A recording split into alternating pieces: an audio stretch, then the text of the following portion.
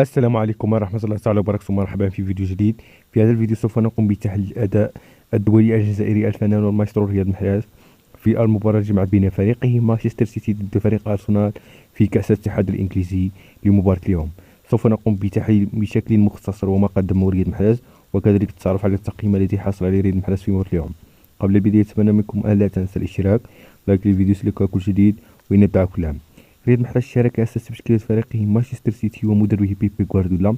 في الشوط الأول لم نشاهد رياض محراز في أدوار هجومية أو في خلق فرص ومحاولة، لأن نادي أرسنال كان مستحوذ، وكان الشوط الأول بنسبة ممل. لكن رياض محراز شاهدنا في الأدوار الدفاعية في الشوط الأول كان جيد في الأدوار الدفاعية ومساندة قوية للظهير الأيمن الشاب لويس. شاهدنا أدوار دفاعية مهمة لرياض محراز في مباراة اليوم، خصوصا في الشوط الأول.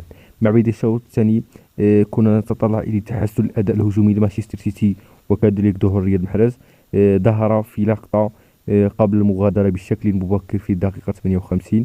على العموم أداء متوسط، وتم استبداله في الدقيقة 58 ونال تقييم 6.4 كتقييم على أدائه وعلى مردوده. طبعا التبديل فهو سوف يكون منطقي، لأنه بذل جهد بدني قوي في المباريات السابقة، وكذلك في الشوط الأول ضد أرسنال كان يقوم بجهد بدني من الناحية الدفاعية.